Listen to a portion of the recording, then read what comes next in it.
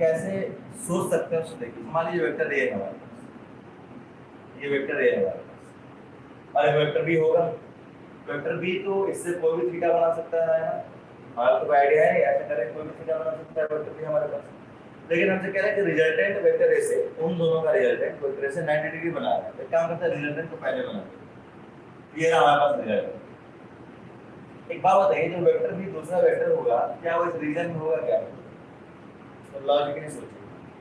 अगर मान लीजिए मैं इस वेक्टर बी यहाँ पर मैं लेकर आऊं भी, तो जो रिजल्टेंट होगा अकॉर्डिंग टू पैरेललोग्राम और वेक्टर एडिशन रिजल्टेंट तो इधर आ जाएगा ना, लेकिन मैं जिसके 90 डिग्री में चाहिए।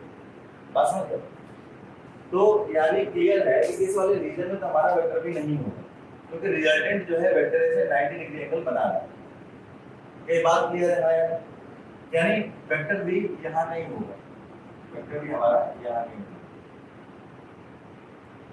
और पैरेललोग्राम लॉ वेक्टर एडिशन कैसे हम अप्लाई करते हैं? ये जो वेक्टर है पैरेलल शिफ्ट करते हैं यहाँ पर, और इस वेक्टर को पैरेलल शिफ्ट करते हैं यहाँ पर, और रिजल्टेंट हमारा यहाँ बनता है। क्या ये समझना है? क्वेश्चन के हिसाब से ये चीज समझना है क्या बात कर रहे हैं, जैसे क्वेश्चन उसको समझना आ रहा है क्या बात कर रहे हैं, ठीक है?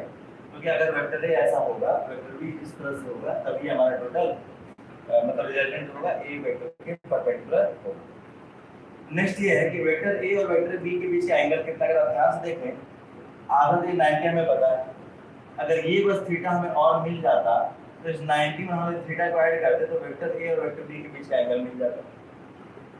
ये बात समझ आ रहा है? अगर हमें इससे 90 पता है या थीटा अगर हमें मिल जाता तो हमें वेक्टर ए और वेक्टर बी के बीच का एंगल मिल जाएगा।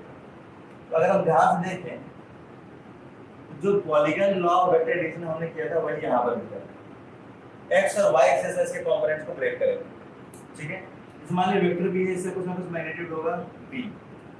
अब इसको जब ब्रेक करते थे तो थीटा जिससे लगा होता था उसको क्या लेते थे? कॉस देते थे। पुराने लेक्चर्स में आप देखिएगा मिलेगा आपको, थीटा जिस लगा होता था सब कॉस देते थे, यानी ये हो जाएगा b cos थीटा, और थीटा cos इससे परपेंडिकुलर क्या देते थे? sin देते थे, ये हो जाएगा b sin। और हमने आपको यही बताया कि जब हमने बोला यहाँ पर कि थीटा जिससे लगा है उसको cos दिए, परपेंडिकुलर आना मतलब परपेंडिकुलर इधर भी जा सकते हैं, परपेंडिकुलर इधर भी जा सकते हैं, तो आप परपेंडिकुलर किधर जाएंगे? इधर वेक्टर वेक्टर, ठीक है ना? ये मन में डाउट क्या रखेंगे, परपेंडिकुलर भी तो सर ने बोला है तो परपेंडिकुलर इधर भी तो जा सकते हैं, बिल्कुल आप सही सोच रहे हैं। लेकिन ये भी ध्यान रखना है कि जिधर वेक्टर होगा जिसका प्रोजेक्शन फाइंड कर रहे हैं आप उसी साइड ऑफ परपेंडिकुलर में जाओ, ठीक है? तो थीटा इसलिए b cos थीटा हो गया, b sin थीटा, ये तो प्रोजेक्शन हो गया किसका? b cos theta b sin theta, b का प्रोजेक्शन हो गया।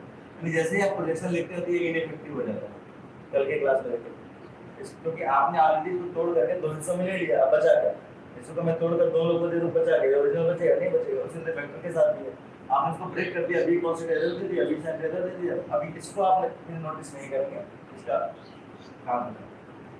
नेक्स्ट जो ये रिजल्टेंट है हमारा, ये जो रिजल्टेंट का मैग्नीट्यूड कितना हमसे कहा गया क्वेश्चन में देखिए, half of the magnitude of vector B.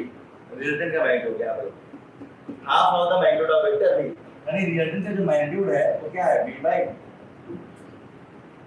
यानी ये b cos थीटा और b/2, रिजल्टेंट का मैग्नीट्यूड b cos थीटा, इधर प्रोजेक्शन आया, और b/2, इन दोनों का इक्वल करेंगे तो लिनियर डायरेक्शन में क्या इक्वल करेंगे, ये जगह b cos थीटा इक्वल हो जाएगा, b से b कैंसिल हो जाएगा, cos थीटा इक्वल से क्या आएगा?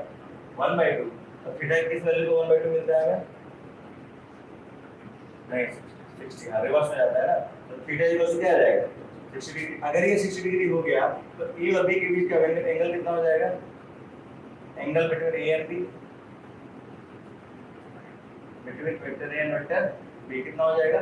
90a और 60a, कितना हो जाएगा? 90 डिग्री प्लस 60 टोटल हो जाएगा 150, क्या आंसर आ जाएगा?